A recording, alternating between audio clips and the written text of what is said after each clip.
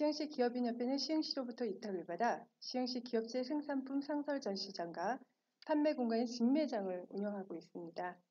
또한 메이드 인 시흥이라는 브랜드를 가지고 기업 생산 제품의 시장 경쟁력 강화, 매출 확대를 위한 국내 판로 개척 등 여러 성장 지원 사업에도 집중하고 있습니다.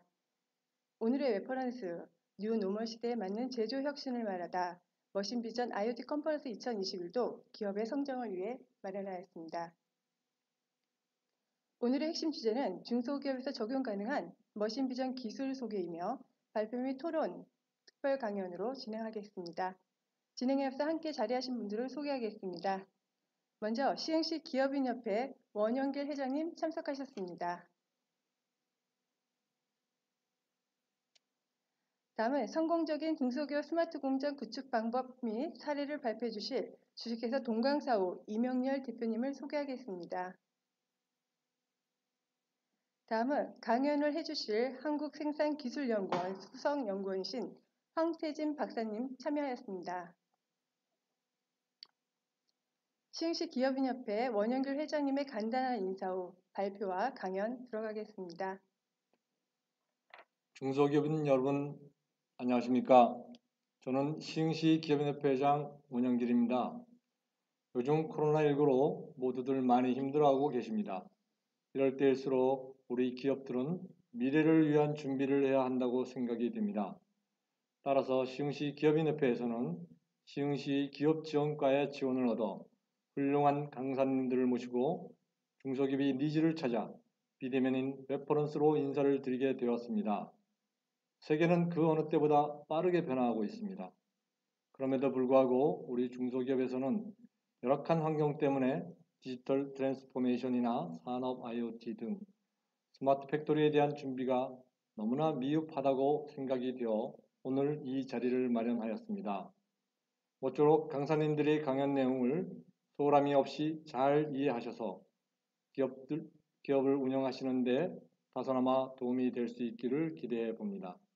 끝으로 전 인류에게 고통을 주고 있는 코로나19로부터 하루속히 벗어날 수 있기를 간절히 희망하면서 기사와 기대에 건강과 번영이 함께하기를 바라겠습니다. 감사합니다.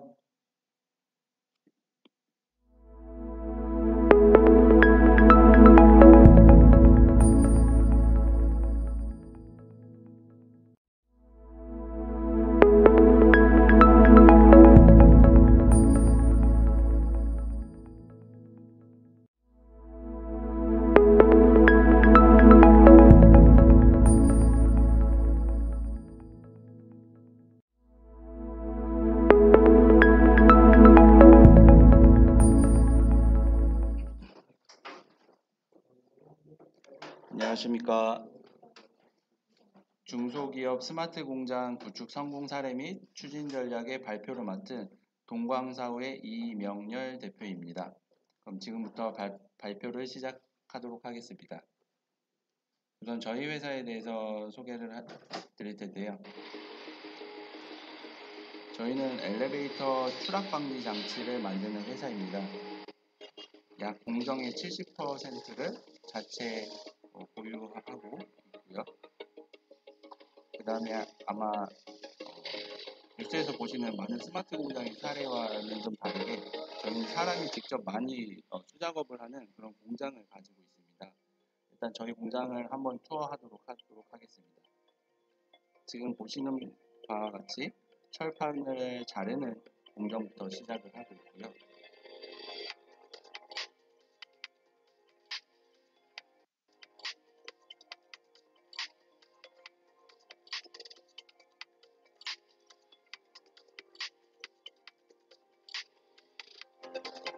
그리고 이제 구부리는 작업을 하고 있습니다.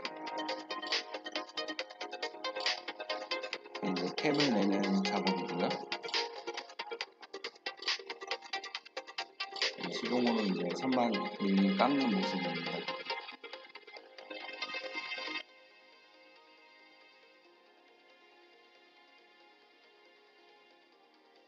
네, 용접의 80%는 지금 현재 로봇가 진행을 하고 있습니다.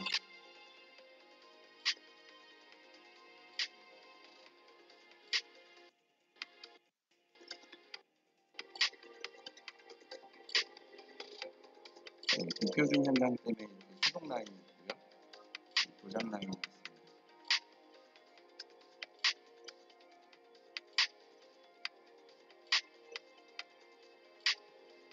저희 핵심 브레이크 장치를 만들고 있는 모습인데요. 그런 식으로 이제 신뢰성 테스트를 진행을 하고 있습니다.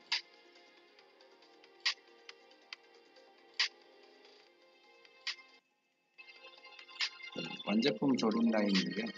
저렇게 이제 실적을 이제 현장에서 집계를 하고 있고요.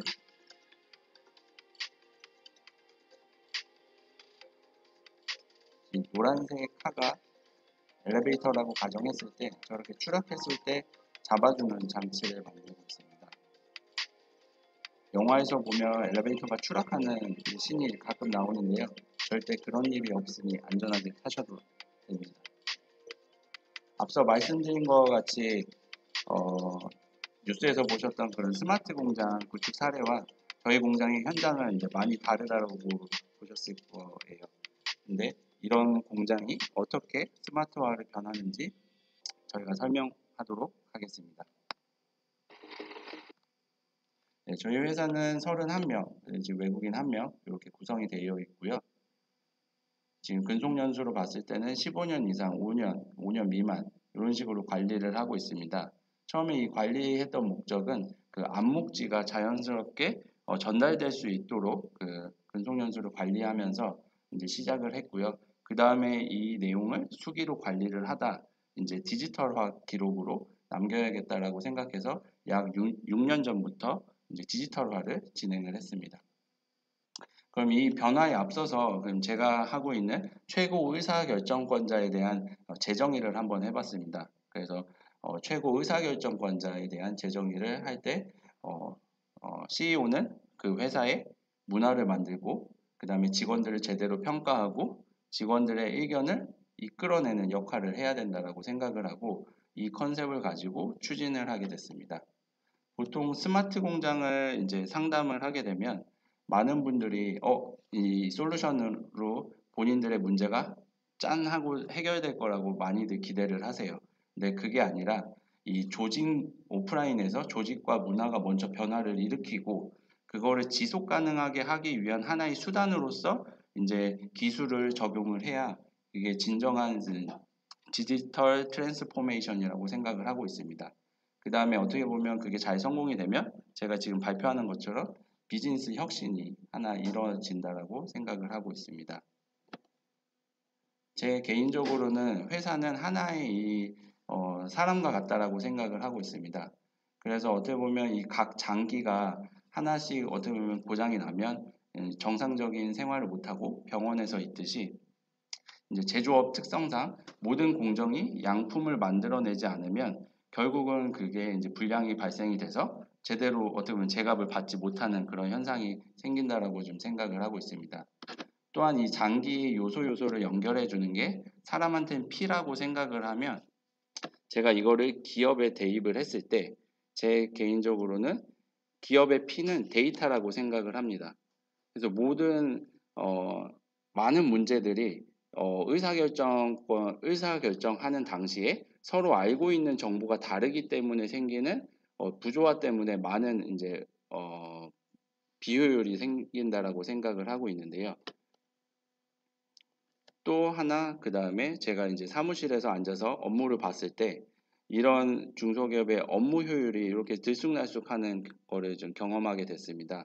그래서 그 이유를 가만히 체크해 보니까 이제 담당자의 이직, 그 다음에 비합리적인 의사결정 때문에 이런 게 발생된다라고 좀 체크를 했는데요. 그 이유는 담당자가 이직을 하면 그 내용이 100% 인수인계 받는 분한테 전달이 되면 좋겠지만 정보라는 게 이 사람이 100% 알고 있으면 그 다음에 한 80에서 70%가 전달이 되고 그 사람이 수용력에 따라서 그게 이제 70, 80%가 될 수도 있고 5, 60%가 될 수가 있습니다. 그러면 그 사람이 암묵지로서 머릿속에만 가지고 있던 내용들이 제대로 전달이 안 될 경우에는 또 어떻게 보면 업무에 이런 비효율적인 이 생기는 그런 구간까지 들어가게 되고요. 그 다음에 두 번째로는 제가 경험했던 것 중에 하나 좀 얘기를 드리자면 저는 모든 의사결정이 회사를 위해 의사결정을 한다라고 처음에 생각을 했었어요. 근데 가만히 보니까 회사를 위한 의사결정보다는 본인의 업무, 본인을 위한 의사결정이 회사를 위한 의사결정보다 앞선다라는 걸 몇 번 경험을 하게 됐습니다. 그래서 그런 경우들이 생겼을 때 이런 노란색 구간, 그러니까 품질과 납기에 문제가 생겨서 고객사로부터 컴플레인이 있어서 영업적으로 손해가 끼치는 이런 구간들이 간혹씩 이제 주기적으로 발생이 됐는데요. 그래서 저는 항상 이제 시스템을 이제 성공적인 스마트 공장을 구축을 할 때 항상 사람은 합리적 선택을 하지 못하기 때문에 이를 보완하는 수단으로서 이 기술을 이용해야 된다라고 생각을 하고 계속 구축을 진행을 했습니다.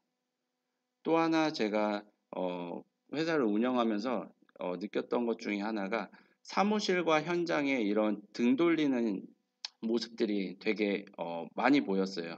그 이유 중에 하나는 사무실에서 고객사로부터 이거 바쁘니까 빨리 해주세요. 이렇게 한마디 현장에 전달을 하면 현장은 그 기존에 하고 있던 세팅을 또 바꾸고 그 세팅을 바꾸기 위해서 보통 2, 30분이 소요되고 그거를 물건을 해서 이제 현장에 이제 출하 대기 쪽에 가만히 놔두면 예를 들어서 사무실에서 그 변경 사항이 있어가지고 현장에 그거를 스탑을 시켜야 되는데 보통 중소기업에서 한 담당자가 두세 가지 업무들을 중복으로 하다 보니까 깜빡하거나 아니면 이거 어차피 나갈 거니까 다음에 처리해도 되겠지 이런 것들이 이제 해서 즉시 정보 전달을 현장에 하지 않으면 현장 사람들은 이제 어떻게 보면 한 바퀴 돌거나 아니면 자기 업무 끝나고 퇴근할 때쯤 자기가 바빠서 세팅 바꿔가지고 물건 열심히 만들어줬는데 안 나가는 경우가 이제 간혹가다 생기거나 아니면 이게 누적돼가지고 한 10년, 15년 이렇게 계속 되다 보니까 이제 어떻게 보면 이거 급하니까 빨리 해주세요. 이런 것들이 제대로 어떻게 보면은 바로바로 즉시 대응이 안 됩니다. 그러면 저희 회사 같은 경우에는 초긴급이 생기더라고요. 처음에는 긴급으로 해주세요 하면 긴급을 처리해 줬는데 두 번째로 그게 긴급을 계속 여러 번 내주니까 긴급이 처리가 안 되니까 이건 초긴급이다라고 해서 사무실에서 또 현장에 내리고 또 초긴급도 안 되니까 초긴급이라고 해서 이제 지시를 내리더라고요. 나중에는 어떤 현상이 발생이 되냐면요. 목소리 큰 사람 위주의 업무를 하게 되더라고요. 그러니까 회사에는 분명히 납기가 있는데 회사를 위해서 어떻게 보면 생산 스케줄을 바꾸고 그거에 따라서 진행을 해야 되는데 어떻게 보면 목소리 큰 사람이 와가지고 어떻게 보면 업무 지시하는 거를 우선순위로 하게 되다 보면 생산성을 위한 이제 생산 활동이 아니라 그날 하루하루 욕먹지 않기 위한 생산 활동을 하게 되더라고요.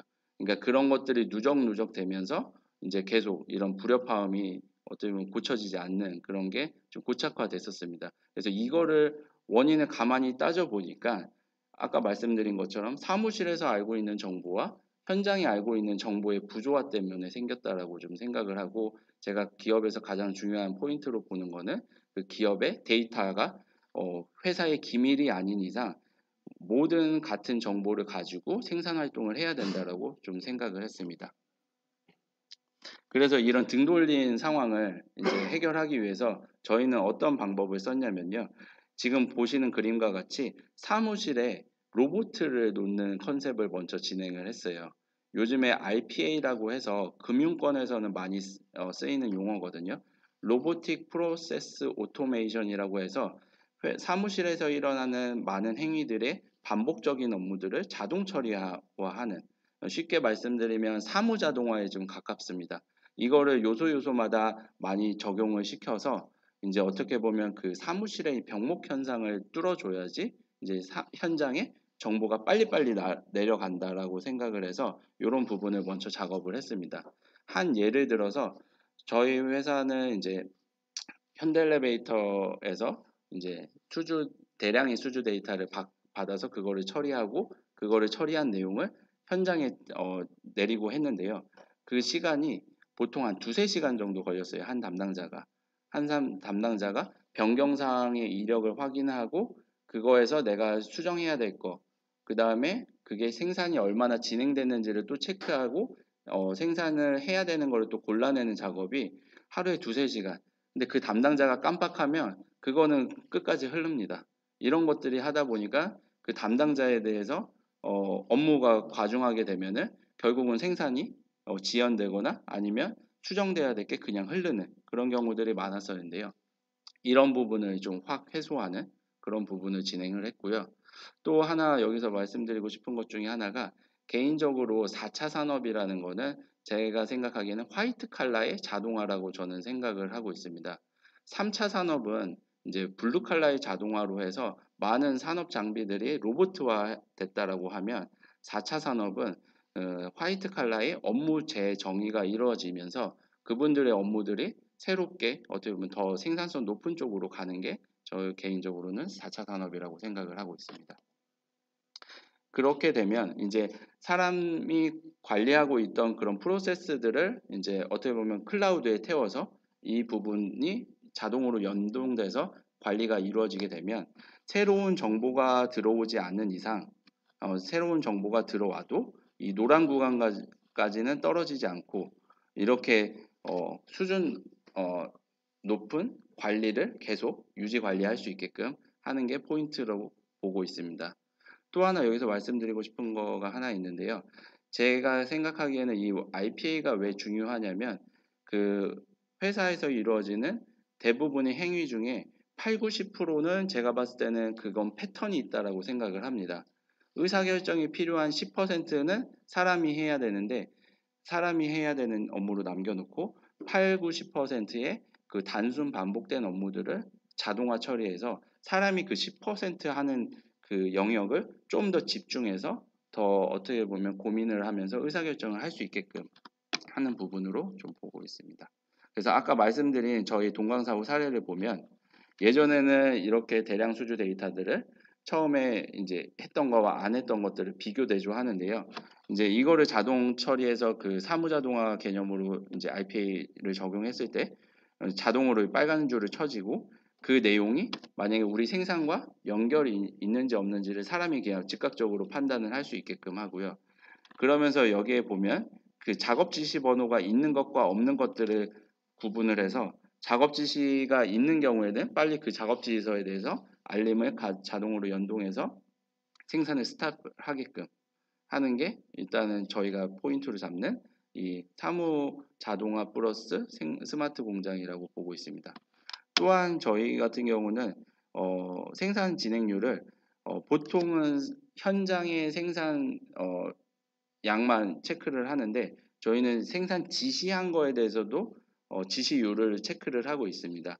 그 이유는 뭐냐면 사무실에서 깜빡했어, 실수했어 이 한마디가 현장에서는 2~30분 그 이상을 계속 차지하기 때문에 사무실에서도 어떻게 보면 데이터 처리가 제대로 되고 있는지에 대해서 계속 체크해야 된다라고 생각해서 저희는 사무실에 생산 지시하는 그런 확인과 현장의 그 생산이 얼마나 됐는지를 동시에 체크를 하고 있습니다. 그래서 이 사무실과 이 현장에 보통 많이들 구축을 하시면 이 MES 위주로 구축을 하세요. 그 현장의 데이터를 사무실에서 볼 수 있게끔 이 MES 위주의 솔루션을 도입을 해서 구축을 하시는데 사무실이 가뜩이나 업무가 많아서 바쁜데 현장에 있는 많은 데이터들을 아무리 많이 가져와봤자 지금 그 사무실 직원들한테는 과도한 업무밖에 안 되거든요. 그래서 스마트한 보고서를 위한 스투피드 작업을 직원들이 하게 됩니다. 이게 바쁘지 않은 상황에서는 어떻게 보면 그 데이터를 잘 정리해서 이제 사장님께 보고를 하지만 이제 현업이 만약에 바쁜 일이 겹칠 경우에는 이제 바빠서 누락되는 경우들이 많고 그걸 그냥 보고하게 됩니다. 그럼 왜 이거는 왜 자료가 없어? 얘기를 하면 사장님한테 바빠서 지금 요즘 바빠가지고 이거는 준비를 못했습니다. 그렇게 한두 번 넘어가서 6개월, 1년이 지나면 나중에 결국 그렇게 고착화되면 결국은 구축은 해놨지만 실질적으로 사용하지 못하는 그런 경우들이 좀 종종 볼 수가 있는데요. 그래서 이거를 해결할 수 있는 하나의 그 요소로서 이 IPA라는 개념을 통해서 내가 현장에 있는 데이터를 가져왔으면 이걸 경영 데이터로 어떻게 볼 건지까지 자동화를 해야 사무실 직원도 간소화가 되고 현장 직원도 간소화가 된다라고 좀 생각을 하고 있습니다. 그 다음에 거기서 하나를 더 플러스 하자면 이 클라우드 개념을 통해서 요즘에 예전에는 구축 방식이 전산실을 구축하는 방식이 많았어요. 근데 요즘에는 많이 바뀌어서 이 클라우드 형식으로 많이 바뀌었는데요. 많이 안정적으로 이제 유지가 되고 있고 그 다음에 외부 나가서도 똑같은 업무를 볼 수가 있습니다. 솔직히 오늘 제가 웨비나를 여기서 진행을 해도 이 노트북에 제 회사에 있는 상황들이 실시간으로 보고 있기 때문에 업무의 연속성이 끊기지 않습니다. 더욱이 지금 코로나19로 인해서 이제 어떻게 보면 뭐 재택이나 어떻게 보면 갑자기 확진자가 나와서 업무를 처리를 하거나 뭐 자가격리 하시는 그런 분들도 종종 있다라고 지금 듣고 있는데요. 그러면 그분의 업무가 어떻게 보면 스탑될 것이냐? 그게 아니라 업무가 클라우드 상에 구축이 되어 있으면 뭐 집에서든 외부에서든 똑같은 퀄리티의 업무를 볼 수 있다라고 좀 보고 있습니다. 그럼 여기서 제가 계속 요즘에 강조하는 그 IPA를 하면 어떤 게 또 하나 좋냐면요. 예, 직원들도 컨트롤 C, 컨트롤 V 하고 단순 반복되는 일을 한다라고 하면 본인도 이게 부가가치가 없는 일이라는 걸 뻔히 아세요. 그러면 가끔씩 보면 직원들 중에 이어폰 끼고 그냥 노래 들으면서 야근하면서 이거는 어떻게 보면 중요하지 않으니까 이렇게 그냥 일을 하시는 경우들도 있거든요. 그러면 또 직원들 입장에서는 또 이렇게 생각하실 수 있으세요. 1년 내내 내가 이런 부가가치 없는 일을 하면 결국은 내년에 내 월급이 올라갈 수 있을까? 그러면 당연히 그 업무에 대한 중요도도 떨어지고 집중도도 떨어지니까 실수를 할 수밖에 없다라고 저는 생각을 하고 있습니다. 그게 아니라 단순 반복되고 부가가치가 없는 일은 이제 자동화가 되면 내가 하고 있는 이 하나하나의 업무 행위들이 다 어떻게 보면 중요하고 집중을 해야 된다라고 생각을 하면 집중의 몰입도가 생겨서 생산성이 높아진다라고 좀 보고 있습니다. 그렇게 되면 내가 하는 업무가 중요하다라고 생각하면 결근이나 이직률, 뭐 불량률 이런 것들이 자연히 감소돼서 어떻게 보면 좀 더 생산성이 높은 그런 효과를 보실 수 있다라고 생각을 하고 있습니다. 실제 저희가 2016년도부터 이 IPA 작업을 시작을 하면서 이제 2017년도에 확신이 들어서 실제 시행한 이 근무시간 변화표입니다. 그래서 저희가 원래는 8시 반 야근을 항상 하고 퇴근을 했는데 지금 현재 6시 반 이렇게 해서 약 2시간 정도의 근무를 줄이고도 생산성을 맞추게 됐었습니다. 근데 여기서 또 하나 부끄러운 얘기지만 좀 공유드리고 싶은 얘기가 하나 있는데요. 일단은 어떻게 보면 아까 그 사무실과 현장이 등 돌린 상황 때문에 사무실도 안전재고를 과잉으로 지시를 하고 현장도 욕먹기 싫으니까 과잉으로 부품을 요청을 하는 경우들이 발생이 되더라고요. 그러다 보니까 어떻게 보면 메인 매출이 이게 안 맞는 현상들이 거기서 원인을 따져보니까 서로 이제 그런 불편한 부분들이 있어서 그거를 아예 자기들 편하게 하기 위해서 좀 과잉 생산을 했는데 그런 정보의 소통만으로도 이제 근무 시간이 드라마틱하게 빠지는 효과를 하나 봤습니다. 그리고 또 하나 여기서 재미있는 사례를 좀 공유드리고 싶은데요. 8시 반까지 저희가 2017년도 1월에 근로계약을 했기 때문에 연말까지 그 근로계약이 이어져야 되는 상황이었어요. 근데 중간에 2시간을 업무를 줄인다라는 거는 이제 어떻게 보면은 시급으로 받으시는 현장 근로자분들한테는 당장 어떻게 보면은 수입이 줄어드는 그런 상황이 생겼는데 저희 회사에 오래 다니셨던 분들은 제가 이제 일단 공표를 했죠. 이 회사의 정책대로 1시간, 그 다음에 최종적으로 2시간을 줄이면 연말까지 근무를 안 해도 제가 그 부분에 대해서 보상을 똑같이 해드리겠다라고 공표를 했는데 오래 다니셨던 그룹에서는 그거를 못 믿으셨어요. 왜냐면 회사에서 어떤 정책을 내세웠을 때 안 지켜졌던 경우들이 종종 있다 보니까 이제 회사에 대한 불신이 이미 좀 밑바탕에 뭐 한 10년 이상 깔리셨다 보니까 안 지키시더라고요. 근데 신기하게 새롭게 들어온 젊은 그룹에서는 이제 그 정책이 회사에서 말하는 정책이니까 이걸 따르면 되겠구나 해서 그분들은 진짜 더 손을 더 빨리 하셔서 생산을 마치셨어요. 그리고 나서 정확히 2달 뒤에 좀 어떻게 보면은 생산성을 예전 방식으로 그냥 그대로 유지하셨던 그룹한테는 보상을 안 해드렸고, 그 다음에 생산성을 좀 더 향상시켜서 빨리 끝난 그 젊은 그룹한테는 보상을 똑같이 공표해서 그 자리에서 전체 있는 자리에서 보상을 해드렸어요.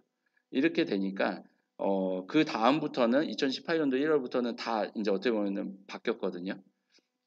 여기서 제가 말씀드리고 싶은 것 중에 하나가, 많은 중소기업에 다니시는 분들의 좀 애로사항, 이제 직원 입장에서 의 얘기를 듣자 보면은, 이제 회사의 정책이 계속 어떻게 보면 손바닥 뒤집듯이 많이 바뀌는 경우들이 있다 보니까, 그런 것들에 대해서 어떻게 보면 일단은 어 이제 부정적으로 생각하고 진행하시는 부분들이 많아요.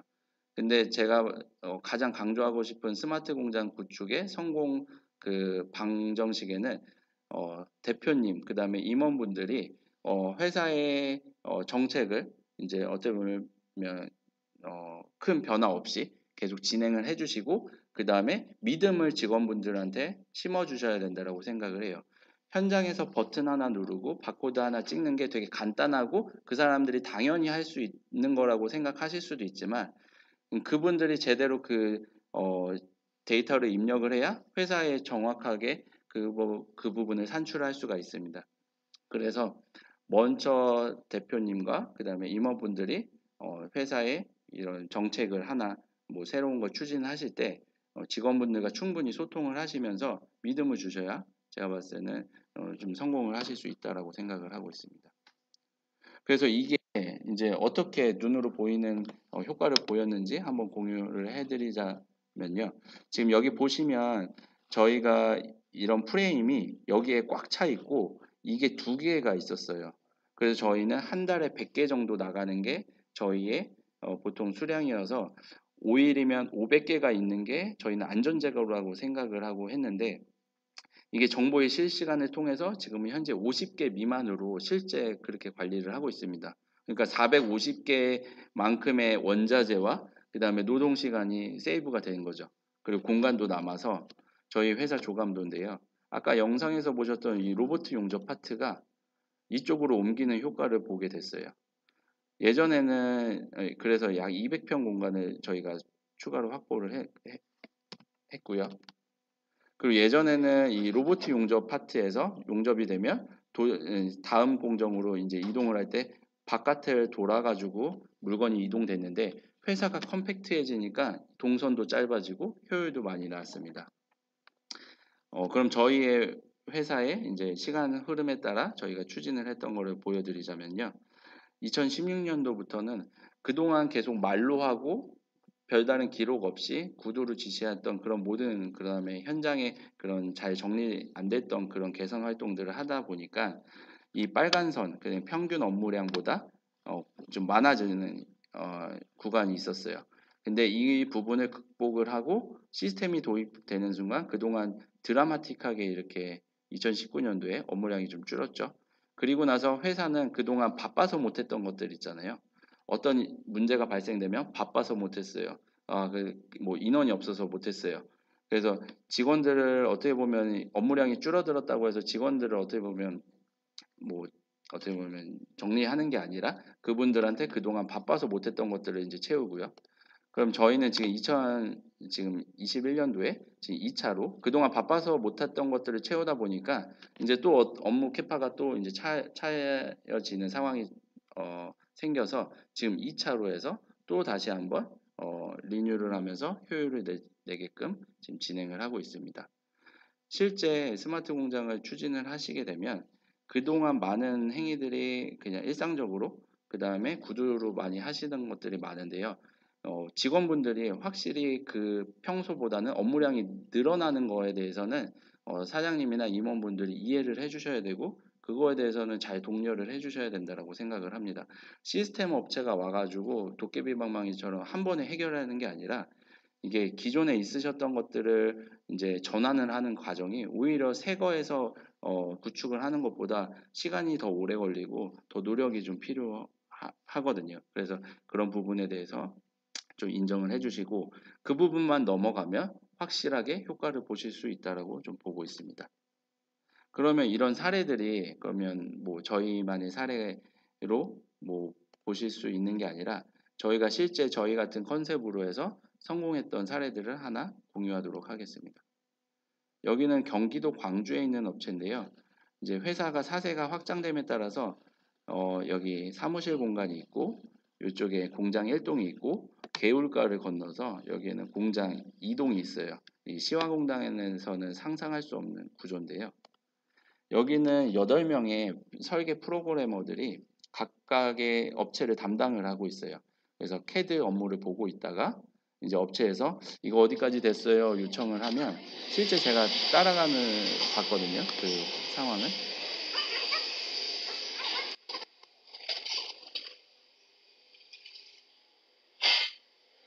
날씨가 좀 다행히 좋은 날이었어요. 영상을 찍을 때. 물건만 확인해 주는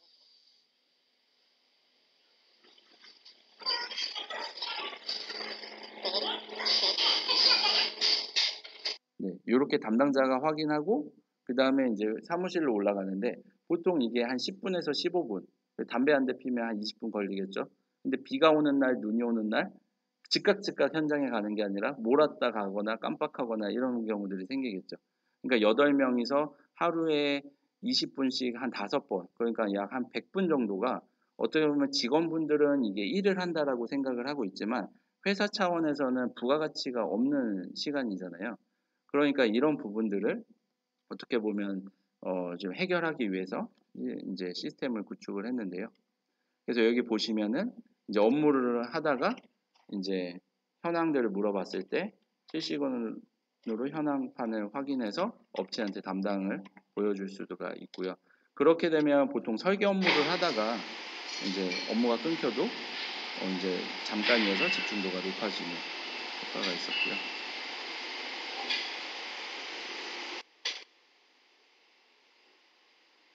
그래서 앞서 말씀드린 것처럼 스마트 공장은 제가 봤을 때는 큰 틀에서 그 기업의 데이터가 서로 유기적으로 가야 되는 그런 상황이라고 보고 있습니다. 저희가 매일 아침에 일단은 ABS 시스템을 토대로 이제 현장의 임원들이나 이제 사무실에 이런 임원들이 회의를 해요. ABS를 열어놓고 이거 업체들에 대한 이 납기와 생산 시간, 저희 레이저나 이런 사업에 가능할 수 있는 시간들을 해가지고 약간 좀 불가능 하거나 이런 것들이 다 이제 ABS 데이터를 통해가지고 측정을 해서 이제 다양한 시간들을 조율하고 잡아서 또 세계적으로 가능하기 때문에 이제 납기나 뭐 이런 생산 일정 이런 걸 잡는 데 있어서 굉장히 되게 많지하고 그거랑 시스템 없을 때는 일단 우리 같은 경우에는 다 그냥 사람들이 내려가고 올라가고 이거 봐라 이거 봐라 그냥 완전 구두로만 어떤 틀 안에서의 체계적으로 관리된 이런 데이터 없이 하나하나 말로만 하니까 이게 잘 안 들어오죠.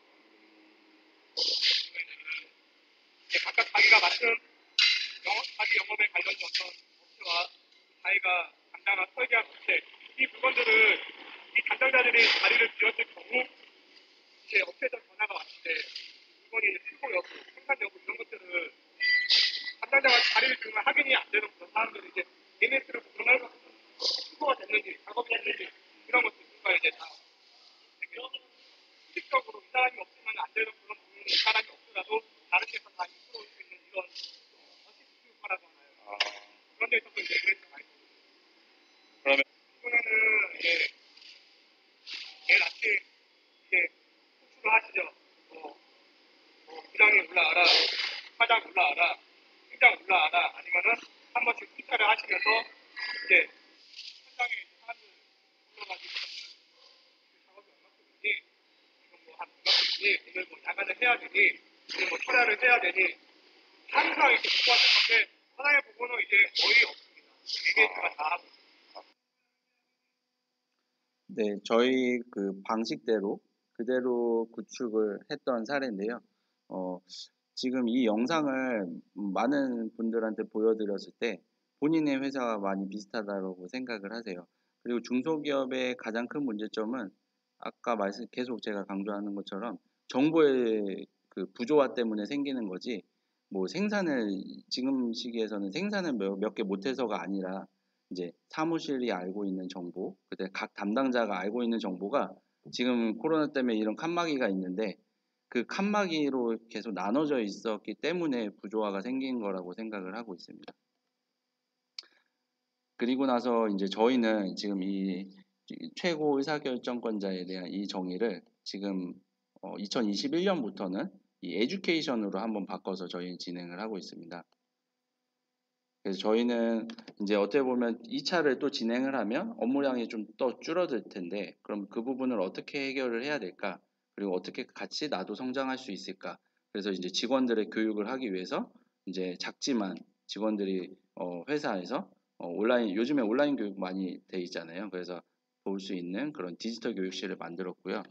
오늘 황태진 박사님이 다음에 이제 강의를 하실 텐데 저희가 이제 회사 안에서 저희는 철만 만지는 업체예요. 근데 회사 안에서 IoT라는 새로운 것들을 경험을 하게 이제 교육을 해봤어요. 근데 실제 직원분들이 회사 안에서 새로운 재미를 좀 느끼세요. 이제 이런 부분들 뭐 재미뿐만 아니라 회사에서 뭔가 내가 성장할 수 있다라는 걸 느끼게 해주는 게 저희는 좀 좋은 것 같아요. 많은 사장님들이 요즘에는 중소기업의 젊은 분들이 안 오셔 뭐 이런 부분들에 대해서 많이 컴플레인을 하시는데 왜 안 올까라는 게 일이 힘들어서라기보다는 제가 봤을 때는 내가 성장할 수 있는 어떻게 보면은 로드맵이 없기 때문에라고 좀 보고 있습니다. 그래서 중소기업에 와서도 내가 그 일을 하지만 계속 여기서 오래 다니면 내가 성장할 수 있다라는 그런 제시를 하게 되면 제가 봤을 때 많은 젊은 친구들이 제조업에도 저는 올 수 있다라고 좀 생각을 하고 있습니다. 그래서 실제 저희가 이런 활동을 하면서 제가 생각하지 못했던 그런 부분들에 대해서 직원들의 의견을 내기 시작을 했고요. 그래서 이런 부분들을 좀 진행을 했습니다. 그리고 오늘의 이 IoT 부분은 다음 컨퍼런스에 대한 주제고요. 오늘의 컨퍼런스의 주제에 대한 이 머신 비전에 대해서 할 건데요. 이 머신 비전을 저희가 이제 박사님한테 또 의뢰드린 이유 중에 하나가 기존에 사람이 계속 진행했던 이런 부분들에 대해서 누락이 좀 발생되는 경우들이 종종 있어요. 근데 저희는 건설 현장으로 전국으로 다 가다 보니까 이게 하나 깜빡하는 게 출장을 가게 되는 경우들이 좀 종종 있거든요. 이게 아무것도 아닌 담당자가 네, 깜빡했어, 누락했어가 회사 안에서 그 분량을 잡아내면 100원인데 출장을 가면 저희는 뭐 한 100배 이상은 난다라고 생각을 하고 있어요. 출장비에 일 못하지 거기다가 뭐 교통비 이제 거제도까지도 간 적도 있거든요. 그러면 한 1박은 해야 돼요. 예. 그래서 이제 저희가 이제 보안 사항으로 지금 저희가 체크를 한 게 이 하나의 제품이 한 스테이션에 딱 왔을 때 5면에서 사진을 찍고 그 다음에 이거에 대해서 제대로 누락 없이 발견이 됐느냐 이런 부분들을 하는 거를 이제 같이 개발을 해서 지금 시행을 하고 있는데요. 근데 이거를 왜 저희가 이 주제에 다뤘냐면요. 이제 작은 거에 대해서 비전 검사하는 것들은 되게 많이 나와 있어요. 저도 이 부분에 대한 갈증이 되게 심해서 여기저기 찾아봤지만 어떻게 보면은 그런 솔루션도 없었고 만들어주는 그런 방법들도 이제 나와 있지 않아서 그래서 이제 황태진 박사님께 의뢰를 해서 저희 공장만에 이런 부분들을 구축을 했는데 이 사례들이 제가 봤을 땐 다른 중소기업에도 많이 활용될 수 있을 것 같아서 이번 컨퍼런스를 개최를 하게 됐고요. 실제 저희 영상 찍은 거 보시면 좋다. 저 반대편부터 보는 거는. 네. 이런 식으로 이제 사무를 회사 안에서의 이제 제품들을 계속 트레이닝 시켜서 계속 그 부분을 이제 디텍트해서 검출할 수 있게끔 해서 이제 검사원이 하는 업무 플러스 그렇다고 해서 검사원이 없어지는 게 아니라 검사원이 업무를 하고 그거에 대해서 하나 더 이제 자동화를 돌려서 그거를 보강한다는 느낌으로 저희는 도입을 하고 있습니다. 많은 분들이 자동화하면 그 직원 없어도 되는 거야 이렇게 생각을 하시는데 그게 아니라 사람이 할 수 있는 그런 것들을 보완하는 역할로서 저희 진행을 하고 있습니다. 여기 보시면 이런 부분들도 이제 디텍트해서 제대로 들어있는지 이런 부분들을 검사를 하는 거를 지금 현재 진행을 하고 있고요. 제가 봤을 때는 이 부분에 대해서는 다른 중소기업에서도 많이 활용하실 수가 있을 것 같아요. 그러니까 뭐 이게 될지 안 될지에 대해서 고민하지 마시고 뭐 이 세미나가 끝나고 만약에 관심 있으신 분들은 이 기업인 협회에 언제든지 연락을 주시면 같은 사례들을 같이 만들면 좀 더 좋지 않을까 이렇게 생각을 합니다. 네, 장시간 동안 제 발표 경청해 주셔서 감사드리고요. 그럼 제 발표는 여기서 마치도록 하겠습니다. 감사합니다.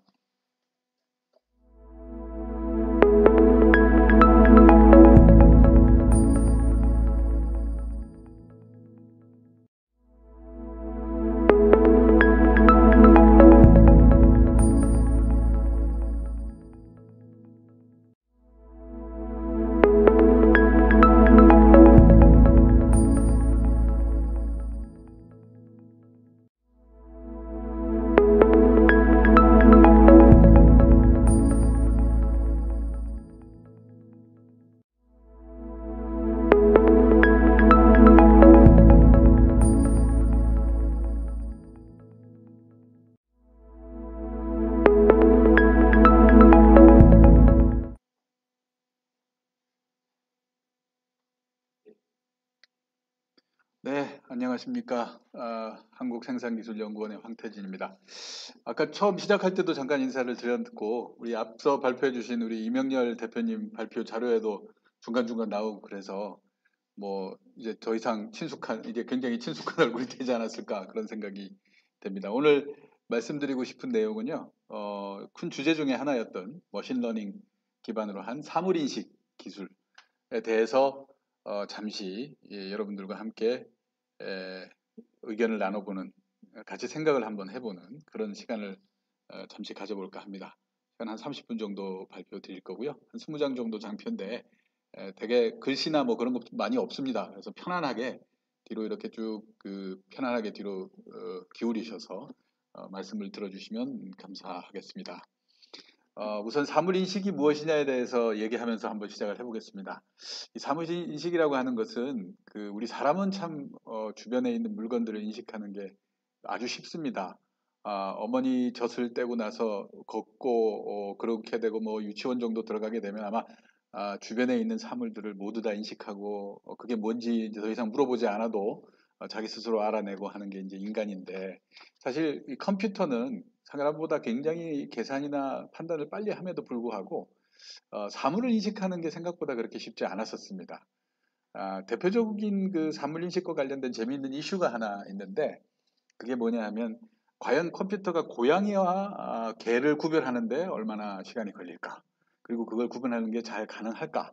이제 이렇게 생각을 해서 질문들을 많이 했습니다. 사실 사람은 고양이와 개를 구분하는 게 그렇게 어렵지 않습니다. 유치원도 들어가기 전부터 이미 우리의 아이들은 고양이와 개를 잘 구분하죠. 그러나 컴퓨터는 개와 고양이를 구분하는 데 굉장히 상당히 어려움을 겪습니다. 대표적으로 특징을 가지고 한번 구분해 본다 그러면 뭐 눈이 2개고 코가 하나고 다리가 4개고 뭐 귀가 2개가 쫑긋이 서 있다. 뭐 이런 것이 이제 고양이의 특징일 수도 있고 또 개의 특징일 수도 있습니다. 그러니까 특징만 가지고 이 2개를 구분하려고 하면 컴퓨터는 사실은 이 2개를 구분하는 게 생각보다 쉽지가 않습니다. 사람한테는 굉장히 쉬운 일인데요. 그래서 이제 그런 것을 구분하기 위해서 좀 좋은 방법이 없을까? 그리고 컴퓨터도 사람처럼 좀 그렇게 구분을 할 수 있다면 참 좋을 텐데, 이게 이렇게 특징만 가지고 구분하는 방식 가지고는 이게 한계가 있겠구나 한 그런 생각들을 해서 어떤 좀 방법이 있을까 하고 많은 고민들을 좀 했던 것 같습니다. 그러면서 이제 서구식 사고방식의 하나이기는 하지만 이미 우리 모두도 거기에 익숙해져 있는데, 사물인식이라는 건 도대체 뭐지? 라고 하는 그런 근원적인 질문부터 다시 해보게 된 겁니다. 그러다 보면 뭔가 컴퓨터로 그걸 계산하는 방법을 찾아낼 수 있지 않을까 생각을 했던 거죠. 그래서 한번 보니까 사물을 인식한다는 것은 한 2가지 정도인 것 같습니다. 우리가 무엇인가 눈으로 보고 사물을 인식한다는 것은, 하나는 그 어떤 사물, 아까 개와 고양이 그러면 개와 고양이가 다르다는 걸 구분해 주는 거, 그걸 뭐 영어로 좀 유식하게 표현하면 클래시피케이션이라고 말할 수 있겠는데요.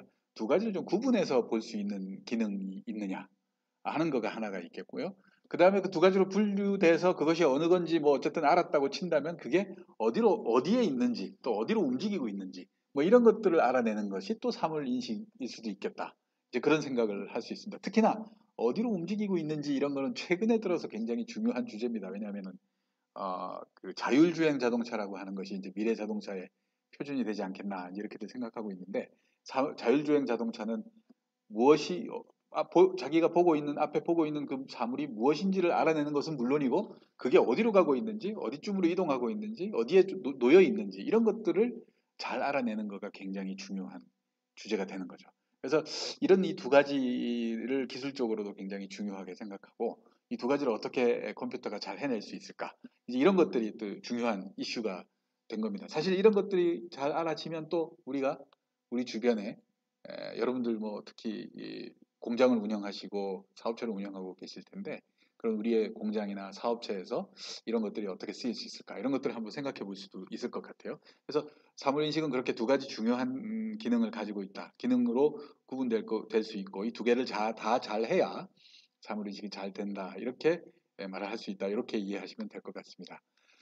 그리고 이제 사실 궁극적인 사물 인식의 모습은 사실 이와 같은 모습이 아닐까 우리가 이제 생각을 하고 있습니다. 뭐냐면 이 사진을 우리가 찍어서 보듯이 이렇게 하나의 스틸 사진이 있다고 그러면 왼쪽에 있는 사진처럼 개와 자전거와 저 화면 뒤쪽에 있는 트럭과 이런 것들을 잘 구분해낼 수 있는 거 그리고 그게 어디에 위치하고 있는지를 이렇게 파악하고 있는 거 이런 것들이 이제 굉장히 중요한 것이고요. 우리가 궁극적으로 해내고 싶은 건 이런 겁니다.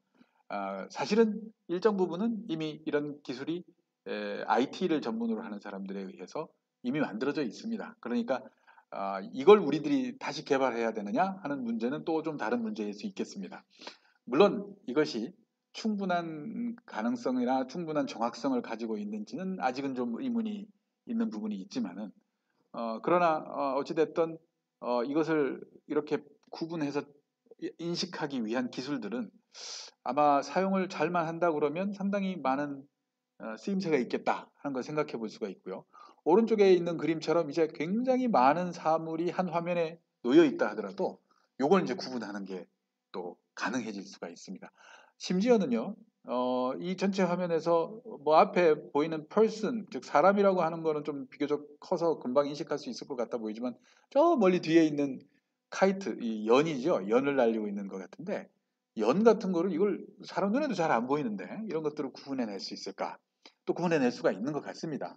그래서 이런 기술들을 이제 잘 활용하면 우리가 뭔가 지금까지 하기 어려웠던 일들 혹은 아까 우리 이명렬 대표님께서 설명을 해주셨지만 공장 내에서 재고를 관리한다든지 혹은 어떤 물건들이 이동하고 있는 것을 경로를 추적한다든지 하는 그런 것들이 되면 굉장히 좀 도움이 되겠다 할 때 이런 기술을 활용해 볼 수 있지 않겠는가 하는 생각도 해볼 수가 있을 겁니다.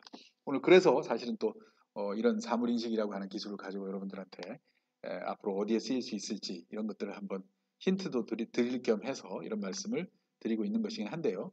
아무튼 이런 기술들이 그런 데 사용될 수 있겠다라고 하는 것을 추정해 볼 수가 있겠습니다. 이제 그렇게 되면 이제 사물인식이 뭐 그런 것이구나 하는 걸 어느 정도 알았다고 한다면 이제 그 사물인식이 주로 기존의 특징을 구분해서 하던 옛날에 그 전문가 시스템하고 비슷한 건데요. 그 전문가 시스템에 의해서 하는 것보다는 이제는 좀 더 다른 패러다임으로 사물인식을 하고 있다라고 하는 것을 눈치챌 수가 있고요. 그 다른 패러다임을 우리는 뭐라고 부르냐면 이제 머신러닝이다 이렇게 부르고 있습니다. 실제로 그 머신러닝 기술을 이용하기 때문인데요. 머신러닝 기술이 이제 나오게 되면 아마 많은 분들께서 이제 그 좀 헷갈려 하시는 부분들이 있는 것 같아요. 머신러닝하고 AI라는 말도 나오는데 AI하고는 같은 말인가 다른 말인가? 또 그다음에 머신러닝 중에서도 머신러닝 이런 말이 나오니까 그 다음에는 또 딥러닝이라는 말이 나오는데 딥러닝은 또 머신러닝하고 또 무슨 관계인가? 뭐 이런 여러 가지 생각들을 의문들을 가지고 계실 수 있는데 오늘 이 자리에서 한번 그거를 좀 정리를 한번 해보겠습니다. 우선 가장 큰 개념은 전체적으로 제일 큰 개념은 인공지능이라고 하는 것, 즉 artificial intelligence라고 하는 게 가장 큰 개념이고요. 그 속에 일부가 머신러닝이라고 하는 것이 들어 있습니다. 즉 기계에다가 뭔가 학습을 시켜서 인간처럼 인간의 지능을 가지고 있는 것처럼 행동하게끔 하는 것. 그것이 이제 머신러닝이 되겠고요. artificial intelligence는 아무튼 인간처럼 행동하는 그 모든 것을 포함합니다. 전문가 시스템 같은 것도 아티피셜 인텔리전스 있을 수 있고요. 데이터베이스를 그저 분석해서 어떤 값을 추출해내는 방식도 역시 아티피셜 인텔리전스 있습니다. 그러나 그 중에서 특히 머신러닝은 경험을 통해서 기계가 어떠한 경험을 통해서 학습을 하고 그 학습된 결과로 새로운 사물이나 새로운 문제에 봉착했을 때 인간처럼 답을 하는 그런 형태를 머신러닝이라고 하고요.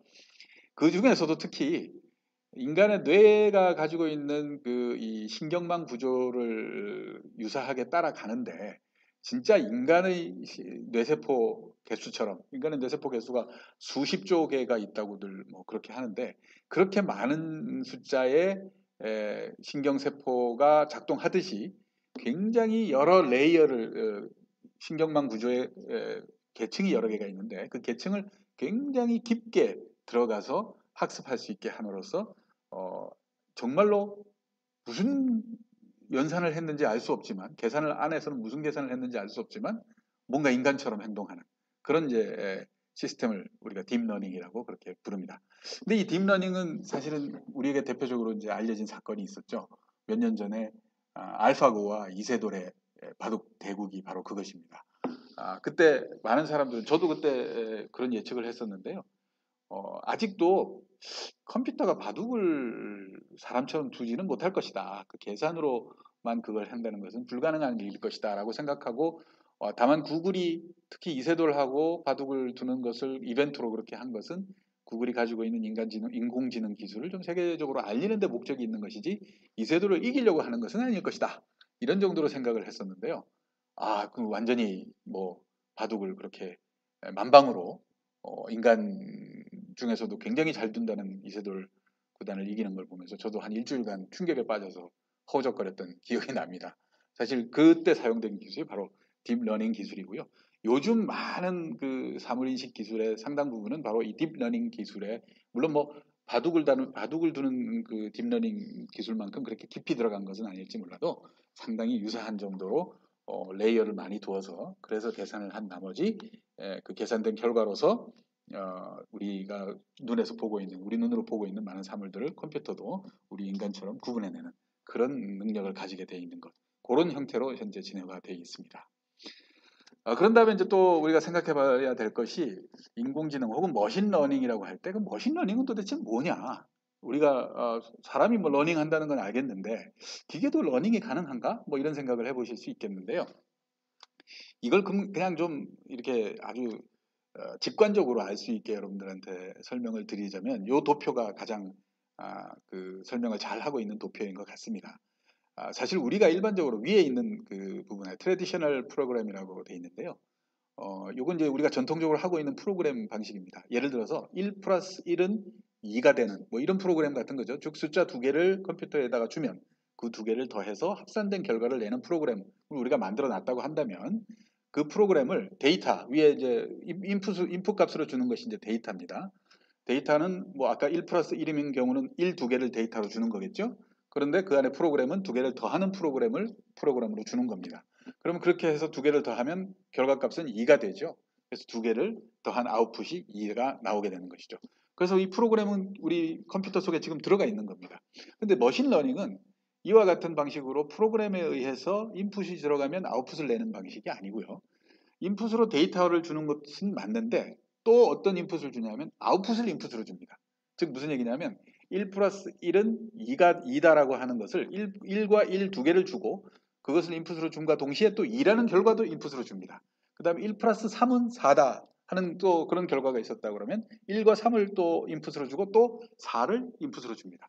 계속 그런 식의 인풋을 주면 컴퓨터가 뭘 찾아내냐 하면 연산 방식인 두 개를 더하는 프로그램을 찾아내게 되는 겁니다. 즉, 이게 자꾸 이런 값들을 주는 거 보니까 앞에 두 개 준 값들을 더하면 세 번째 값이 된다는 뜻인가 보다 라고 하는 그 규칙을 찾아내는 것이죠. 그래서 머신러닝은 결과값으로 우리에게 돌려주는 게 프로그램을 돌려주게 됩니다. 앞에 전통적 프로그램은 1과 1을 더한 2라는 값을 아웃풋으로 돌려주지만 머신러닝은 그 두 개를 더하는 방식인 프로그램을 우리에게 돌려주는 그런 것을 머신러닝이라고 합니다. 그러니까 지금 이 머신러닝은 어떤 결과를 찾아내기 위한 것이 아니고 결과를 만들어내는 원리를 찾아내는 그런 과정이다. 이렇게 이해를 하시면 직관적으로 이해가 가능하실 것 같습니다. 또 머신러닝을 듣는 것 중에서요, 여러분들 이제 오늘 제가 말씀드리는 이 도표를 잘 설명을 들으시고 나면 어디 가서 좀 유식한 척을 한번 해보실 수도 있을 것 같습니다. 머신러닝에서 많이 사용하는 용어 중에 알고리즘이라고 하는 용어가 있고요. 그 다음에 모델이라고 하는 용어가 있습니다. 아마 오늘 처음 들어보시는 분도 계실 테고 이미 뭐 많이 들어보시고 그게 무엇을 의미하는지도 이미 알고 계시는 분도 계실 텐데요. 이 두 개를 조금 더 명확하게 오늘 한번 공부를 한번 해보겠습니다. 저도 이 도표를 준비하면서 이 두 가지를 어떻게 우리 기업에 계신 분들의 관점에서 이해할 수 있게 할까 하는 차원으로 한번 생각을 해봤는데요. 아마 기업을 운영하시는 우리 대표님들의 예가 바로 이 머신러닝의 한 예가 되지 않을까 하는 생각으로 한번 비유를 만들어 봤는데요. 알고리즘과 모델은 각각 어떻게 구분해서 설명할 수 있냐면, 알고리즘은 모델을 만들어내기 위한 과정이나 방식, 노하우 같은 것을 알고리즘이라고 부르면 맞을 것 같고요. 모델은 여러분들이 한 40년 정도 회사를 운영하셨다면 혹은 30년 정도 회사를 운영하셨다면 그 운영하신 나머지 알게 되신 어떤 나름대로의 노하우가 있을 겁니다. 예컨대 이런 거죠. 1월부터 9월까지 장사를 했는데 역시 여전히 9월까지 적자를 내고 있으면 올해 장사는 날 샜다. 뭐 이런 식의 어떤 경험적인 이해. 그 다음에 뭐 고객 중에 계속 뭐 이것저것 물어보고 뭐 이건 어떻게 됩니까? 저건 어떻게 됩니까? 옵션을 이거로 하면 가격은 얼마입니까? 이렇게 물어보기만 하는 사람은 결국 안 사더라 하는 식의 어떤 법칙을 갖고 계시는 거. 이런 것도 일종의 말하자면 모델이고요. 뭐 아까 재고 문제도 나왔습니다만은 뭐 많은 사장님들 그런 말씀도 하시죠. 회사가 망하는 건 적자로 망하는 게 아니라 재고 때문에 망한다. 뭐 이런 말씀도 하세요. 이런 것들이 결국은 하나의 모델입니다. 그러면 이것이 나오기 위해서 사장님들은 처음 회사를 활기차게 큰 비전을 갖고 시작하셨을 때 장부는 이런 식으로 내가 기록을 해야 되겠다. 혹은 선배 사업가로부터 이보게 장부는 이런 식으로 기록하는 거야 하면 그걸 배워서 열심히 장부도 기록하시고, 또 고객을 대할 때는 왕처럼 대하는 거야, 아니야 고객을 대할 때는 뭐 친구처럼 대하는 거야, 고객을 대할 때는 뭐 어떻게 하면 좋아, 이런 조언들을 받으셨고, 또 나름대로 이건 이렇게 대하는 게 좋겠다라고 하는 생각을 가지고 고객을 대하는 태도를 습득하신 게 있으실 거예요. 이런 것들은 알고리즘에 해당됩니다. 그러한 또 재고를 관리하는 방법, 난 나름대로 재고를 관리하는 방법이 있습니다. 앞으로는 이런 방식으로 내가 재고를 관리해야 되겠어 라고 생각한 거, 그것은 알고리즘에 해당되는 것이고요. 그 알고리즘에 의해서 얻어진 건 아까 말씀드린 것처럼 9월까지 적다 내면 장사 이미 날샌 거네 뭐 하는 식의 것이라든지, 이것저것 물어보는 사람 아무것도 안 사더라 라고 하는 경험이라든지, 이런 것들은 바로 머신러닝의 모델이 되는 것입니다. 그러니까 결국은 모델이라고 하는 것은 아까 머신러닝에서 얘기했던 결과값으로 주어지는 바로 프로그램 같은 것에 해당되는 것이죠. 즉 어떤 일이 인풋으로 주어지면 여러분들 머릿속에 있는 모델을 이용해서 어떤 결과가 나올지를 예측하게 되시는 겁니다. 즉 9월까지 장부를 들여다보니까 적자가 대부분이야. 그러면 올해 장사는 영 틀렸구나 라고 하는 여러분들 나름대로의 판단이 나오는 것과 같은 그런 어떤 프로그램을 모델이라고 할 수 있는 것이죠. 그걸 머신도 이제 러닝을 통해서 배워보게 하겠다는 겁니다. 그럼 그렇게 배우려고 하면 뭐가 필요하겠습니까? 결국은 머신에게도 데이터를 줘야 됩니다. 어떤 데이터냐 하면 뭐 예를 들어서 20년 전부터 올해까지 1년 내내의 장부를 계속 입력해 줍니다. 그 장부를 입력해 준 데이터를 가지고 있다가 그 해에, 특히 62년에 장사가 잘 됐는지 안 됐는지, 75년에 장사가 잘 됐는지 안 됐는지 그 결과값도 다 알려주면 9월까지 적자가 계속되면 그 해 장사는 영 안 되는구나 라고 하는 걸 컴퓨터도 이제 눈치챌 수 있게 됩니다. 그렇게 되면 컴퓨터가 머신러닝을 하게 된 거죠. 그러면 그 머신러닝된 모델을 컴퓨터가 갖고 있다가 내년도에, 예를 들어서 올해 이제 내년도가 아니라 올해가 되겠죠. 올해 장사를 시작했는데 9월까지 계속 적자가 나고 있어요. 그러면 머신은 여러분들에게 경고를 보내줍니다. 사장님, 이런 식으로 가다가는 올해 장사 안 될 것 같아요 라는 식의 결과를 보내줄 수 있는 거죠. 바로 그것을 우리가 머신러닝의 결과물이라고 말할 수가 있겠습니다. 머신러닝은 바로 그 모델을 찾아내는 과정인 것이죠. 그다음에 이제 머신러닝 중에 또 많은 뭐 얘기들 나오는 것 중에 이렇게 이제 영어로 적어 놓으니까 굉장히 이제 복잡해 보입니다. 뭐 머신러닝이 있고 뭐 슈퍼바이즈드 러닝이 오른쪽에 있고요. 왼쪽 위에는 언슈퍼바이즈드 러닝이 있습니다. 그다음에 또 밑에는 레인포스트 러닝이라고 그러죠. 강화학습이라고 하는 건데 뭐 이런 것들이 쭉 있어요. 이게 사실은요 뭐냐 하면 유치원 어린이들 교육하는 거하고 딱 비교해 보면 금방 알 수 있습니다. 여러분들 선생님이 앞에 나가서 여러분 여기 그 칠판에 붙어 있는 요 그림은 뭐죠? 그러면 어린이들이 딸기요, 사과요, 배요 이러면서 대답을 합니다. 그것은 뭡니까? 이게 바로 슈퍼바이즈드 러닝입니다. 즉 답을 가르쳐주고 그 답에 해당되는 것을 보여주면서 아이들이 그것을 인식하게 하는 것이죠. 그 다음에 밑에 아래쪽에 오른쪽 편에 있는 그림은요. 카드를 아이들이 분류를 하고 있습니다. 이건 뭐냐면 노란색 카드는 노란색 카드끼리 빨간색 카드는 빨간색 카드끼리 이렇게 모으고 있습니다. 이건 뭐겠습니까? 이건 바로 unsupervised learning입니다. 클래시피케이션이죠. 클러스터링을 하는 겁니다. 즉 노란색은 무엇이다라고 표현해 주지 않았지만 노란색은 노란색끼리 빨간색은 빨간색끼리 모으는 것이죠. 그 다음에 강화학습이라는 건 다른 게 아니고요. 재미를 부여하는 겁니다.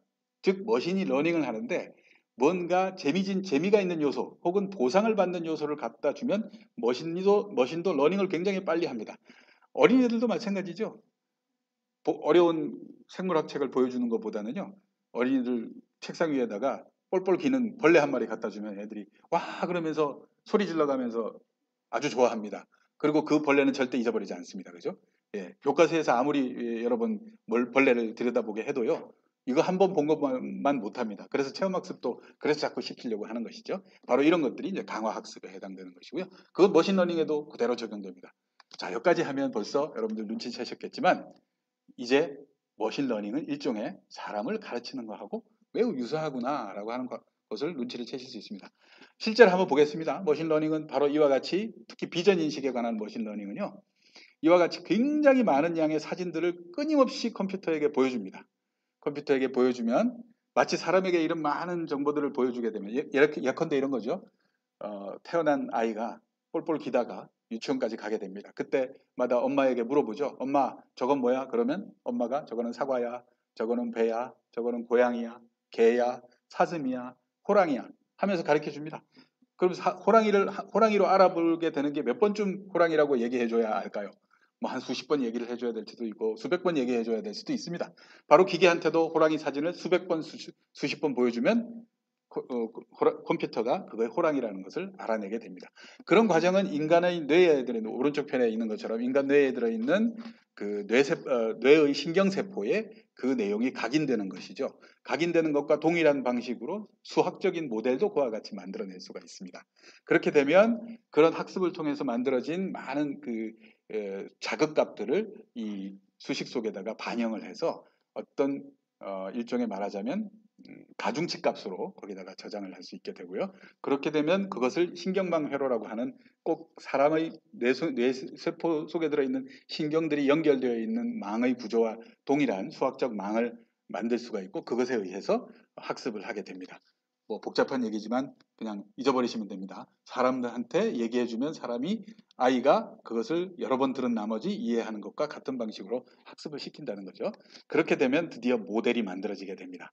모델은 무엇을 모델이라고 하냐면 이제 앞으로 어떤 인풋이 주어지면 그에 따라서 정확한 결과값을 전달해주는 모델을 가지게 된 겁니다.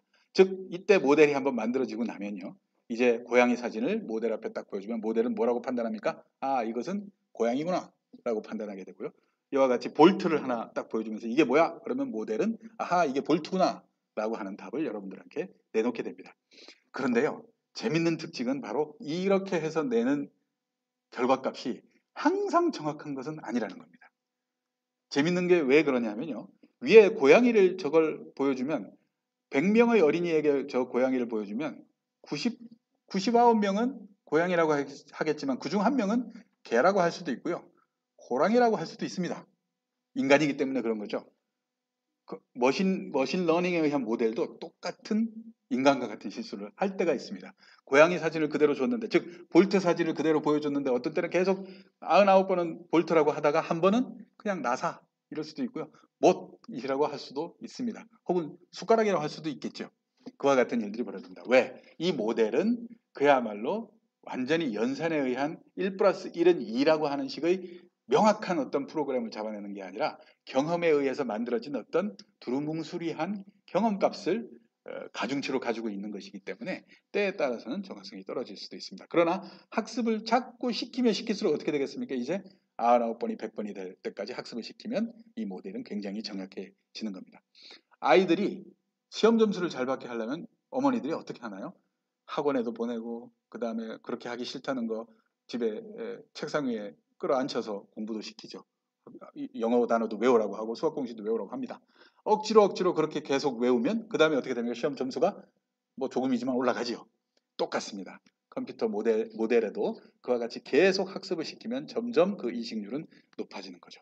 그러면 이런 것은 어디에다 사용할 수 있느냐? 이제 머신러닝에 의해서 사물을 인식하게 되면요. 요 그림은 이게 뭐 하는 그림인가 싶으실 텐데 이게 우리나라 분들은 별로 이게 익숙치 않은 그림이에요. 근데 서양 사람들 이게 되게 익숙한 그림인데요. 이게 뭐냐 하면 아침에 드시는 혹시 여러분들 중에 아침에 이거 드시고 출근하시는 분 계신지 모르겠는데 이게 바로 시리얼입니다. 시리얼. 아침에 그 우유하고 부어서 먹는 건데요. 그냥 시리얼만 먹으면 맛이 없으니까 여기다가 우리 건빵에다가 맛이 없을 때 뭐 집어넣습니까? 별사탕 집어넣죠. 그러듯이 여기다가 머시멜로우를 집어넣습니다. 그래서 서양에서 아침에 먹는 이 시리얼에는 일반 그냥 맛없는 그 곡물로 된 시리얼과 그 다음에 설탕이 주 원료로 되어 있는 머시멜로우가 같이 들어 있습니다. 그런데 요거를 머신러닝에 의해서 시리얼을 한참 보여주고 학습시키고 그 다음에 머시멜로우를 보여주면서 학습시킨 다음에 두 개를 섞어가지고 소팅하는 기계입니다. 이걸 소팅하는 기계를 머신러닝에 돌리면 이 기계가 머시멜로우와 시리얼을 구분해 줍니다. 사실 여러분들 이렇게 보시면 이 머시멜로우하고 시리얼을 여러분들이 딱 봐도 이렇게 쉽게 구분이 잘 안 될 것 같이 보입니다. 그러나 이것을 머신러닝에다가 학습을 오래 잘 시켜주면 아주 정확하게 구분해냅니다. 자, 이걸 그럼 여러분들 회사에도 쓰실 수 있을까요? 쓸 수 있겠죠. 여러분들 제품이 여러 개가 막 섞여 있는 경우에 이걸 선별을 해야 되겠다 할 때는 이와 같은 방식을 사용하면 선별을 아주 잘 할 수가 있습니다. 근데 이걸 보시면요. 컴퓨터에 있는 웹캠하고요. 그 다음에 여기 잘 보이지는 않지만 이게 아두이노 보드라고 뭐 한 10,000원에서 20,000원 정도 하는 조그만 컨트롤러 보드를 쓴 겁니다. 그걸 가지고도 이 소팅이 가능합니다. 굉장히 빠른 속도로 소팅이 되거든요. 이런 것들을 여러분들 회사에서도 한번 생각해 보실 수가 있으실 것 같아요. 바로 이와 같이 무슨 선별기죠. 이건 어디 감자를 선별하는 곳에서 제가 사진을 따온 건데요. 그 감자의 크기 같은 거나 모양에 따라서 선별을 합니다. 근데 감자를 담고 있는 그릇에 맞춰서 감자가 거기에 탁탁 담기기 때문에 이건 머신러닝을 하는 것은 아닌데요.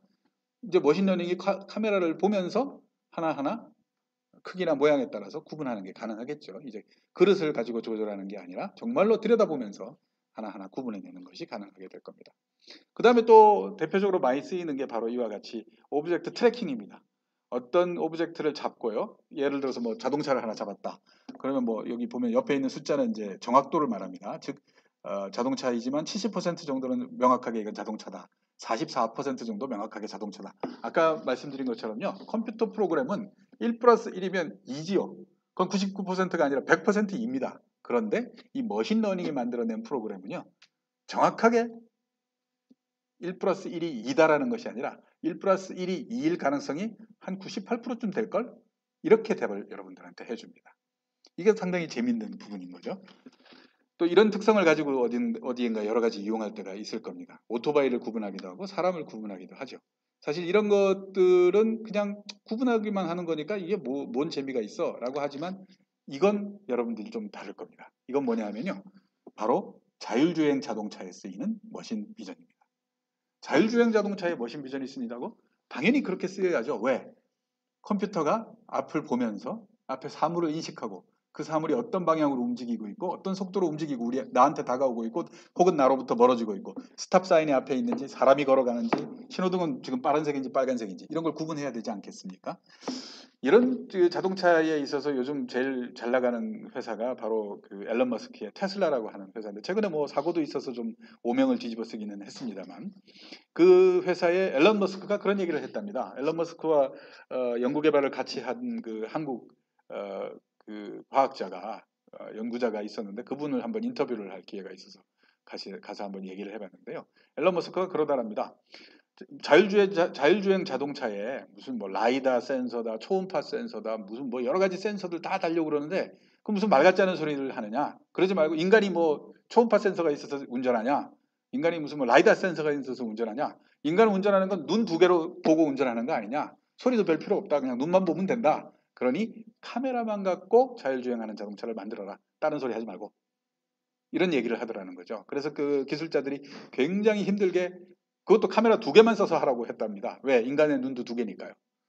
그게 굉장히 어려운 일이죠, 사실은. 그런데 실제로 그렇게 해서 만들었는데 상당히 인간처럼 운전을 하더라는 거죠. 그런데 그렇게 하기 위해서는 바로 그 2개의 카메라에 뭐가 들어있느냐? 바로 이와 같은 머신 비전, 머신 러닝에 의한 그 사물 인식 시스템이 그 자동차에 장착이 되어 있는 겁니다. 그것이 없다면 테슬라 자동차는 앞에 가는 것이 자동차인지 사람인지 또 하고는 앞에 뭐가 있는지 이런 것들을 구분할 수가 없게 되는 것이죠. 저도 그 실리콘밸리에 방문할 길이 있었을 때 그들이 만든 그 자동차를 한번 타봤습니다. 실제로 머신 비전에 의해서 제가 그 산호세에 있는 곳에서부터 샌프란시스코 공항까지 약 1시간이 넘도록 그 1시간 가까이 그거를 타고 갔었는데요. 팬텀 AI라고 하는 회사의 그 사장님이 태워주셨어요. 그 회사가 지금 이런 쪽으로 머신 비전 쪽으로 하고 있는데 아무튼 그 차를 타봤는데 진짜 아무 문제 없이 샌프란시스코 공항에 정확히 출국하는 곳에 딱 내려주더라고요. 그래서 아주 그 인상 깊었던 기억이 납니다만 처음에는 참 되게 불안하더라고요. 야, 이게 제대로 갈 수 있을까? 그런 생각이 들었는데 아주 사람처럼 운전을 아주 깔끔하게 잘 했었습니다.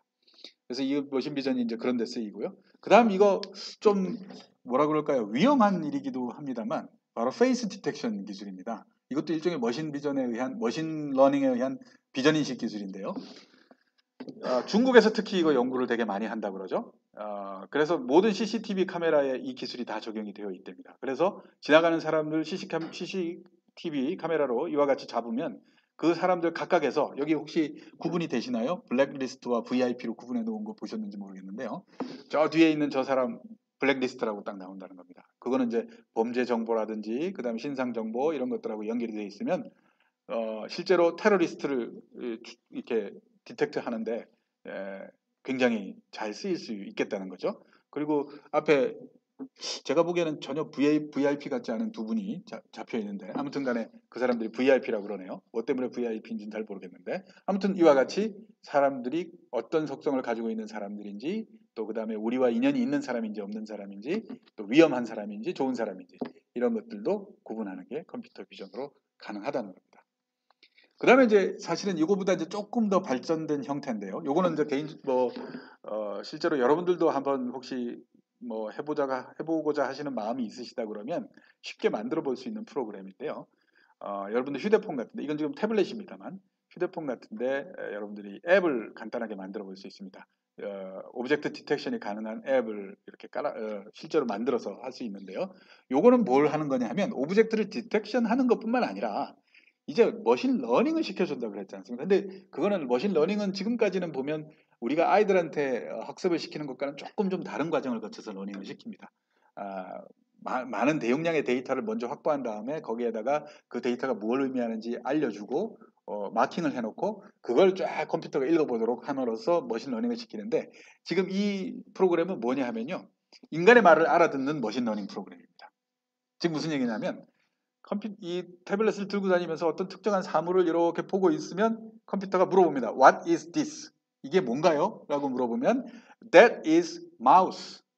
이건 마우스야 라고 알려주는 겁니다.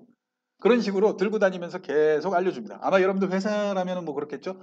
What is this? 그러면 This is bolt, This is nut, 뭐 This is driver 뭐 이런 식으로 알려주는 거죠. 이거 작업을요 며칠씩 사람하고 계속 다니면서 작업을 하면요 얘가 드디어 그게 볼트인지 드라이버인지 뭔지 알아볼 수 있게 되는 거예요. 물론 한 가지 문제점은 시간이 좀 많이 걸립니다. 왜? 우리가 아이가 태어나서 여러분들 한번 기억해 보시면 될 거예요. 여러분들도 아마 사장님들이시니까 아이들도 집에 있으실 수 있는데요. 그 아이가 태어나서 말을 할 수 있을 때까지가 얼마쯤 걸렸는지 혹시 기억이 나시나요? 그 말을 할 줄 알게 된 다음부터 주변의 사물들을 구분할 줄 알게 되는 게 언제쯤이었는지 혹시 기억이 나시는지 모르겠습니다. 그와 같이 얘를 계속 가르치면 얘가 이제 드디어 기계적인 학습에 의한 머신러닝이 아니라 사람과 인터랙션을 통한 학습을 통한 머신러닝이 가능해지게 됩니다. 이러면 얘에다가 발만 달아주면요, 여러분들의 친구가 될 수 있는 겁니다. 여러분들한테 이게 뭐냐고 계속 물어보고 가르쳐주면 한 달쯤 뒤에는 지가 그걸 알아보게 될지도 모르겠습니다. 이런 이제 컴퓨터가 하나 있으면 여러분들 회사에다가 고용하셔도 될 것 같아요, 그죠? 자, 실제로 회사에 쓰는 건 아까 우리 이명렬 대표님께서도 말씀해 주셨지만 물류 관리하는데 머신 비전이 있으면 비전으로 보고 정확하게 체크해서 사용할 수도 있겠고요. 그 다음에 불량품이라든지 양품을 검사하는 시험 분석에 또 사용할 수 있을 겁니다. 그 다음에 아까 선별 부분 잠깐 말씀드렸지만 여러분들 공장에 여러 가지 부품들이 생산되고 있다면 선별 분석하는데 사용하실 수도 있겠죠. 그 다음에 조금 더 나아가면요, 이제 인공지능이 단지 사물만을 분석하는 것이 아니라 스스로 생각할 수 있고 판단할 수 있게 되면 사람하고 같이 어떻게 합니까? 함께 일하는 세상이 가능할 겁니다. 그걸 우리가 요즘 흔히 불러서 하는 말이 있죠. 협동 로봇이라고 하는 겁니다. 사람과 함께 일을 한다는 거죠. 예를 들어서 굉장히 무거운 물건은 지가 먼저 들어서 옮겨준다든지, 우리가 사람 팔이 2개밖에 없어서 어떤 물건을 들고 있으면 여기처럼 드라이버를 지가 갖다 대서 나사를 잠궈준다든지 나사를 풀어준다든지 혹은 어떤 부품을 붙여준다든지 그런 일들을 할 수 있는 것이 되는 것이죠. 아마 이러한 기술들이 가진 가능성이 얼마나 클지는 아마 여러분들이 보시면서 말씀을 들으면서 벌써 이미 눈치를 채셨을 거라고 봅니다. 여러분들 책상 위에 있는 여러 가지 물건들을 인식하는 것, 이런 것이 이미 컴퓨터로 어느 정도는 가능합니다. 물론 그것을 여러분들의 사업 현장에 맞게 바꾸는 작업은 반드시 필요합니다. 그러나 그 작업도 어떤 의미에서 보면 저는 사실은 머신 비전을 전공한 사람은 아닙니다. 저는 소재, 재료를 전공한 사람인데요. 재료공학을 전공을 했습니다.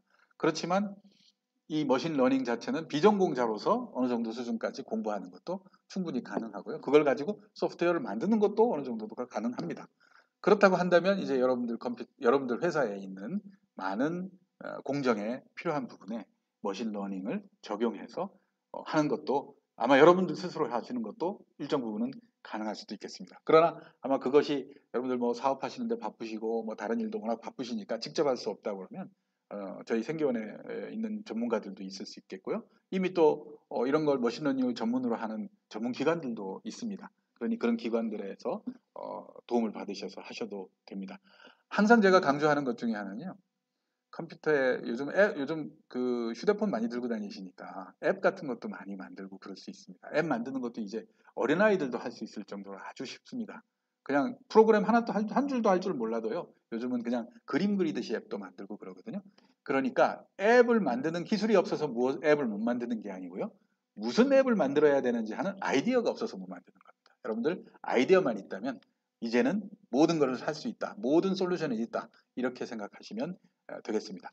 오늘 들으신 이 비전 머신러닝에 의한 비전 인식, 이 기술을 이용해서 여러분들 회사에 있는 많은 문제들을 한번 풀어보실 수 있는 계기가 됐으면 좋겠습니다. 두서없는 말씀 오늘 이것으로 마치도록 하겠습니다. 감사합니다.